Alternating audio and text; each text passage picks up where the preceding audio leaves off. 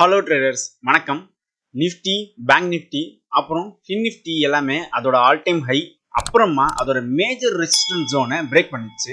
இப்போ எல்லாருக்கும் ஒரு சந்தேகம் இருக்கும், மார்க்கெட் இதுக்கு மேலேயும் மேலே போகுமா, ரிவர்சல் ஆகுமா?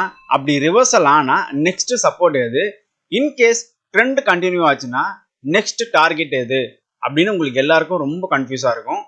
உங்கள் கன்ஃபியூஸை தீக்கிற மாதிரி தான் இந்த ஒரு வீடியோ இருக்க போது. ஸோ வீடியோவை ஸ்கிப் பண்ணாமல் ஃபுல்லாக பாருங்கள், அப்போ தான் நான் என்ன சொல்ல வரேன் உங்களுக்கு கிளியராக புரியும். நம்ம இந்த வீடியோவில் இதுக்கப்புறமா நிஃப்டி அண்ட் பேங்க் நிஃப்டி அப்புறம் ஃபின் நிஃப்டி எப்படி ட்ரேட் பண்ணலாம், எந்த மாதிரி ரேஞ்ச் ஃபாலோ ஆக போகுது, ரிவர்சல் ஆகுமா ஆகாதா, அப்படி ரிவர்சல் ஆனால் நெக்ஸ்ட் சப்போர்ட் என்னவா இருக்க போகுது அப்படின்னு நம்ம கிளியர் கட்டாக பார்க்க போகிறோம். ஸோ வாங்க வீடியோக்குள்ளே போகலாம்.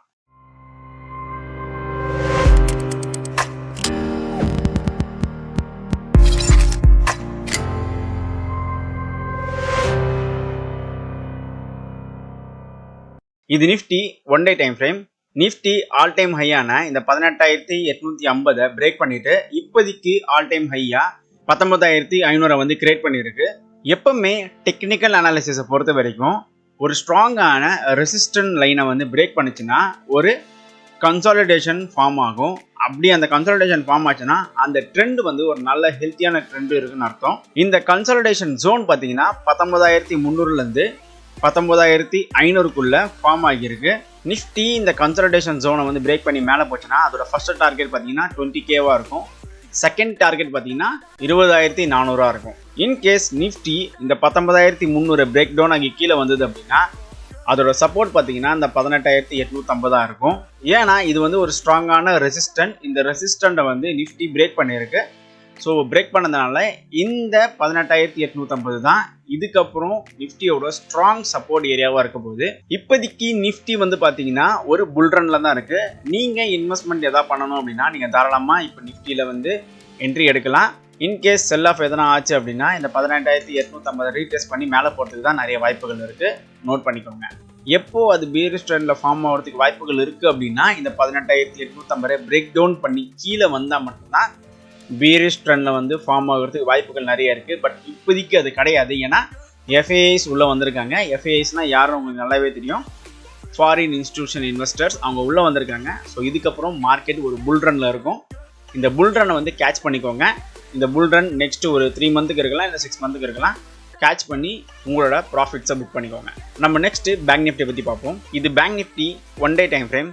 பேங்க் நிஃப்டி அதோட ஸ்ட்ராங்கான ஆல் டைம் ஹையான 44,000 வந்து பிரேக் பண்ணிட்டு இப்போ அகெயின் ஒரு ஆல் டைம் ஹையை கிரியேட் பண்ணியிருக்கு. அது பார்த்தீங்கன்னா 45,500. இந்த 45,500லேருந்து அகெயின் இப்போ ஒரு செல் ஆஃப் வந்து ஃபார்ம் பண்ணிட்டு ஒரு பேட்டர்ன் வந்து ஃபார்ம் பண்ணிருக்கு. இது என்ன பேட்டர்ன் எல்லாருக்குமே தெரியும், இது ஒரு flag pattern. In case bank Nifty இந்த ஃபிளாக் பேட்டர்னை பிரேக் பண்ணி மேலே போச்சு அப்படின்னா நம்ம ஃபர்ஸ்ட் டார்கெட் பார்த்தீங்கன்னா 45,500 தான் இருக்கணும். இன்கேஸ் 45,500 வந்து பிரேக் பண்ணி இந்த புல் ரன் கண்டினியூ ஆச்சுன்னா நெக்ஸ்ட் டார்கெட் பார்த்தீங்கன்னா 46,600 தான் இருக்கும் பேங்க் நிஃப்டியை பொறுத்த வரைக்கும். நோட் பண்ணி வச்சுக்கோங்க. இந்த சார்ட்லாம் உங்களுக்கு வேணும் அப்படின்னா மறக்காம நம்ம டெலகிராம் குரூப்ல ஜாயின் பண்ணிக்கோங்க. நான் அதெல்லாம் அப்லோட் பண்ணிட்டு இருப்பேன். லிங்க் டிஸ்கிரிப்ஷன்ல இருக்கு.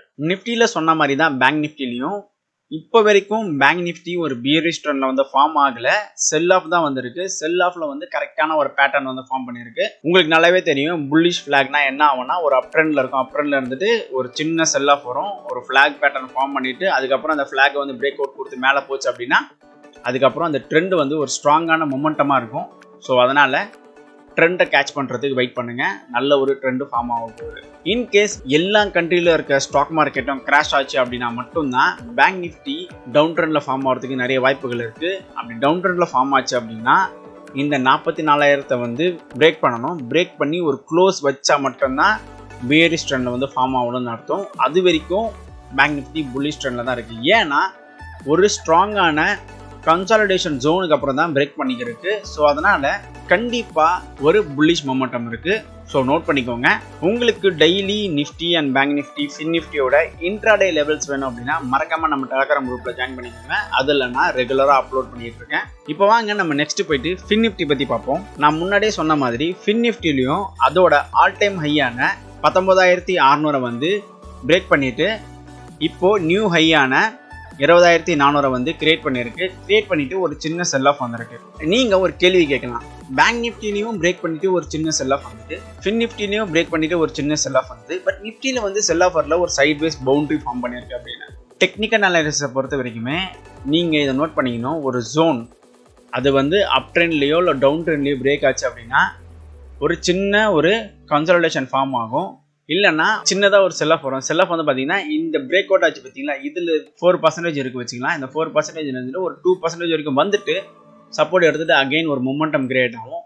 சம்டைம்ஸ் இந்த செல் ஆஃப் வந்து கிட்டத்தட்ட இந்த ரெசிஸ்டன்ட் ஏரியா வரைக்கும் வந்துட்டு இதை வந்து சப்போர்ட்டாக ஆக்ட் ஆகி ஒரு மொமெண்டம் கொடுக்கும். ஸோ இந்த மாதிரி நிறைய டைப்ஸ் இருக்குது. அதெல்லாம் வந்து நம்ம கோர்ஸில் பார்ப்போம். எப்போ நீங்கள் எப்படி என்ட்ரி எடுக்கணும், நீங்கள் பிகினராக இருந்தால் எப்படி என்ட்ரி எடுக்கணும், அட்வான்ஸ் லெவலில் இருந்தால் எப்படி என்ட்ரி எடுக்கணும், எல்லாமே வந்து நம்மளோட கோர்ஸில் பார்ப்போம். கோர்ஸ் வந்து ஆன் தி வேல இருக்குது. அதே மாதிரி தான் இப்போது ஒரு ஸ்ட்ராங்கான ஜோன் ஃபார்ம் பண்ணிவிட்டு ஃபின் நிஃப்டியும் பிரேக் பண்ணிட்டு ஒரு சின்ன செல் ஆஃப் வந்திருக்கு. இந்த செல் ஆஃப் வந்து பார்த்தீங்கன்னா கிட்டத்தட்ட இப்போதைக்கு ஒரு 50% வந்திருக்கு. மேபி இது ஒரு 100% வரத்துக்கும் வாய்ப்புகள் இருந்தால் கூட இந்த 19,600 வந்து ஒரு ஸ்ட்ராங்கான சப்போர்ட்டாக இருக்கும் ஃபின் நிஃப்டியை பொறுத்த வரைக்கும். இந்த சப்போர்ட் எடுத்து ஒரு மொமெண்டம் கிரியேட் ஆகலாம். கிரியேட் ஆச்சுன்னா அந்த மொமெண்டம் ஹியூஜ் மொமெண்டமாக இருக்கும். வெயிட் பண்ணி பாருங்க. ஏன்னா ஒரு ஸ்ட்ராங்கான ரெசிஸ்டன்ட் வந்து பிரேக் அவுட் கொடுத்துட்டு ஒரு செல் ஆஃப் வந்துட்டு அகெயின் ரீட்ரேஸ் கொடுக்கும் போது அந்த மொமெண்டம் ஒரு நல்ல ஒரு ஹியூஜ் மொமெண்டமாக இருக்கும். அதுக்காக தான் சொல்கிறேன். இன்கேஸ் அப்படி மொமெண்டம் கிரியேட் ஆச்சுன்னா உங்களோட ஃபர்ஸ்ட் டார்கெட் பார்த்தீங்கன்னா 20,400 தான் இருக்கணும் ஃபின் நிஃப்டியை பொறுத்த வரைக்கும். செகண்ட் டார்கெட் பார்த்தீங்கன்னா 21,000 இருக்கணும். நோட் பண்ணி வச்சுக்கோங்க. இந்த லெவல்ஸ்லாம் உங்களுக்கு வேணும் அப்படின்னா மறக்காமல் நம்ம டெலகிராம் குரூப்பில் ஜாயின் பண்ணிக்கோங்க. லிங்க் டிஸ்கிரிப்ஷனில் இருக்குது. அதில் நான் டெய்லி அப்லோட் பண்ணுவேன். ஹோப் இந்த வீடியோ உங்களுக்கு பிடிச்சிருக்குன்னு நினைக்கிறேன். நீங்கள் நான் இப்போ சொன்ன மாதிரி ஃபாலோ பண்ணி நீங்கள் ஆப்ஷன் பையிங்லேயும் போகலாம், ஆப்ஷன் செல்லிங்லேயும் போகலாம். அது உங்களோட விருப்பம். நான் லெவல்ஸ் எல்லாமே ஷேர் பண்ணிட்டேன். ஸோ மறக்காமல் நம்ம சேனலை சப்ஸ்கிரைப் பண்ணி அந்த பெல் ஐக்கனை கிளிக் பண்ணி ஆன்ல வச்சுக்கோங்க. அடுத்தடுத்து மோஸ்ட் இன்ட்ரெஸ்டிங்கான வீடியோஸ் வந்துக்கிட்டே இருக்குது. ஸோ அது வரைக்கும் வெயிட் பண்ணுங்கள். அன்டில் தென் பாய்.